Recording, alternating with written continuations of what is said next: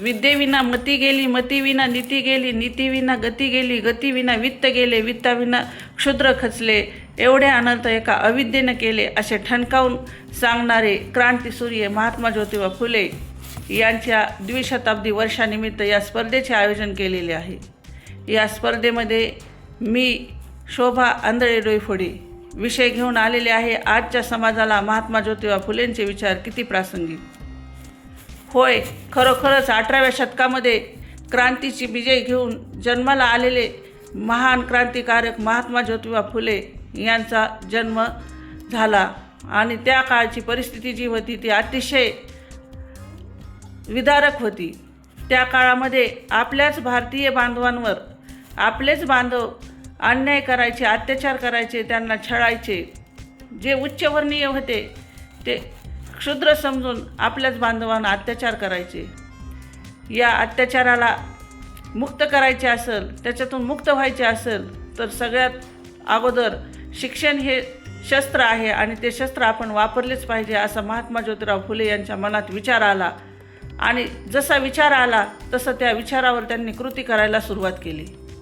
त्यासाठी प्रथम आपल्या पत्नीला शिक्षित केले, तिला शिकवले, साक्षर केले आणि साक्षर करून तिला या मुलींच्या शाळेत शिक्षिका म्हणून त्यांनी पाठवले। ही जी मुलींची शाळा होती ती शाळा महात्मा फुले यांनी 1 जानेवारी 1848 रोजी पुणे येथे भिडे यांच्या वाड्यामध्ये सुरू केली। या शाळेत मुली येऊ लागल्या, शिकू लागल्या, साक्षर होऊ लागल्या, ज्ञानी बनू लागल्या, त्यांना शिकून जाण आली आणि त्या जगण्यासाठी धडपड करू लागल्या। त्यांच्यावर झालेला अन्याय अत्याचार त्या लेखनाच्या माध्यमातून मांडू लागल्या। त्याचंच उदाहरण जर पाहिलं आपण तर सावित्रीबाई फुले यांचीच विद्यार्थिनी ताराबाई शिंदे यांनी स्त्री पुरुष तुलना या निबंधातून त्या काळच्या स्त्रियांची स्थिती समाजासमोर आणली। म्हणजे शिक्षणाच्या माध्यमातून स्त्री ही गप्प बसू शकत नाही तर आपल्या अन्याय अत्याचाराच्या विरुद्ध आवाज उठवू शकते हे दाखवून दिले। त्याचाच परिपाक म्हणून आपण पाहत आहोत आजसुद्धा त्यांनी पेरलेले विचार बेटी बचाओ बेटी पढाओ या उपक्रमाच्या अंतर्गत आपण आपल्या देशामध्ये राबवत आहोत। म्हणजे त्यांचे विचार आजसुद्धा किती प्रासंगिक आहेत।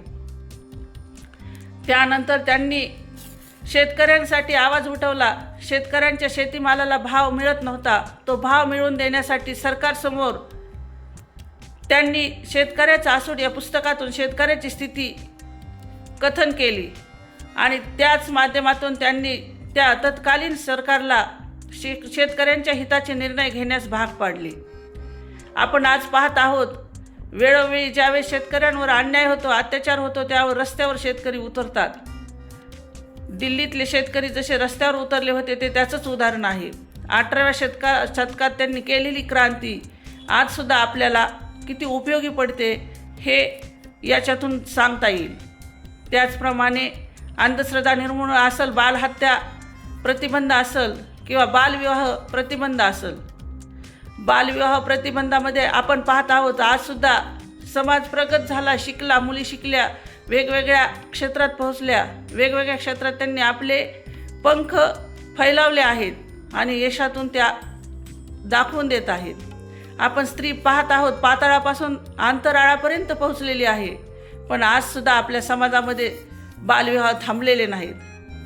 कुठेतरी गुपचूप बालविवाह होतात आणि त्यासाठी मग आपल्याला शाळातून बालविवाह प्रतिबंधक प्रतिज्ञा रोज घ्यावी लागते आणि या विद्यार्थिनींना आपल्याला वेळोवेळी या महात्मा ज्योतिराव फुलेंच्या विचारातून सावध करावे लागते किंवा त्यांच्या पालकांना या प्रतिज्ञेतून सावध करावे लागते। म्हणजे त्यांचे ते पेरलेले विचार आजसुद्धा किती उपयोगी आहेत।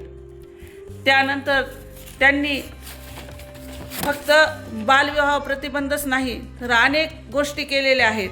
त्यामध्ये बालहत्या प्रतिबंध असेल, अस्पृश्य समाजासाठी पाण्याचा आपल्या वाड्यातील विहीर सर्वांसाठी खुली केलेली असेल, रूढी परंपरा असतील ज्या समाजाच्या हिताच्या नव्हत्या त्या सर्व बंद करण्याचं कार्य केलं आणि म्हणून त्यांनी 1873 रोजी सत्यशोधक समाजाची स्थापना केली। या सत्यशोधक समाजाच्या स्थापनेतून त्यांनी समाजाला दिशा देण्याचं काम केलं। जो समाज भरकटलेला आहे, जो समाज अन्यायाला बळी पडत आहे, त्यांना सत्य काय आहे हे दाखवून दिलं आहे. आपण पाहत आहोत जातीय भेद आज सुद्धा आपल्या समाजामध्ये बोकाळलेला आहे. जे वेगवेगळ्या जाती आपल्या समाजात आहेत त्या जातीचं निर्मूलन करण्यासाठी किंवा त्या जातीय भेद नष्ट करण्यासाठी महात्मा ज्योतिराव फुले यांनी त्या काळात सांगितलं होतं की कोणतीच जात ही माणसाची नसते, फक्त पुरुष आणि स्त्री ह्या दोनच जाती आहेत आणि व्यवसायावरून पडलेल्या ओळखी ह्या जाती नाहीत तर ती त्यांची ओळख आहे असं त्यावेळेस त्यांनी सांगितलं होतं. तसंच आपण पाहत आहोत अंधश्रद्धा जी आता समाजामध्ये बोकाळलेली आहे. शिकलेला समाज, शिकलेल्या स्त्रियासुद्धा या अंधश्रद्धेला बळी पडत आहेत. त्या शिकल्यात पण फक्त डिग्र्या घेऊन पुढे गेलेल्या आहेत. त्यांची मानसिक स्थिती किंवा त्यांची वैचारिक प्रगल्भता वाढलेली नाही म्हणून त्या या अशा अंधश्रद्धेला बळी पडतात. त्याचंच उदाहरण आपण पाहिलेलं आहे. नाशिकमध्ये घडलेली घटना किती विदारक चित्र आहे. तर अशा या प्रथेला बंद करण्याचं कार्य महात्मा ज्योतिराव फुले यांनी 18व्या शतकात केलं आणि त्याची गरज आजसुद्धा आहे समाजाला. त्याचप्रमाणे त्यांनी सत्यशोधक समाजाची स्थापना करून समाजामध्ये सत्य घटना समोर आणल्या. तसंच धर्माच्या नावाखाली जे लोकांचं शोषण करतात, अज्ञानी समाजाला बळी पाडतात, त्यांच्या विरुद्धसुद्धा ते म्हणायचे धर्म हा कधीच समाजाचं नुकसान करत नाही, धर्म हा समाजाच्या हिताचा असतो आणि जो धर्म समाजाचं नुकसान करतो, समाजाला एखाद्या अंधश्रद्धेला बळी पाडतो तो धर्म नसतो असं त्यांनी त्यावेळेस सांगितलं होतं. आणि त्याचप्रमाणे सर्वांसाठी त्यांनी जे केलेलं कार्य आहे त्यामुळे मला असं वाटतं की महात्मा ज्योतिराव फुले हे एक महापुरुष, क्रांतीसूर्य, तेजस्वी, धगधगती ज्वाला होते. आणि म्हणून मला असं म्हणावं वाटतं की ज्योतिबा तुम्ही स्त्रियांचे श्वास होतात, तुम्ही स्त्रियांचे श्वास होतात, दीनदुबळ्यांचे आस होतात, दीनदुबळ्यांचे आस होतात, तुम्ही आमच्या सुखाचा प्रवास होतात, सुखाचा प्रवास होतात. अन्यायाच्या चरख्यातून तावून सुलाखून निघालेल्या या समाजाचा क्रांतीसूर्य होतात. अन्यायाच्या चरख्यातून तावून सुलाखून निघालेल्या या समाजाचा क्रांतीसूर्य होतात. महात्मा ज्योतिराव फुले यांचे विचार पेरूयात, हीच खरी त्यांना श्रद्धांजली ठरेल असे मला वाटते. आणि जय महात्मा, जय सावित्री.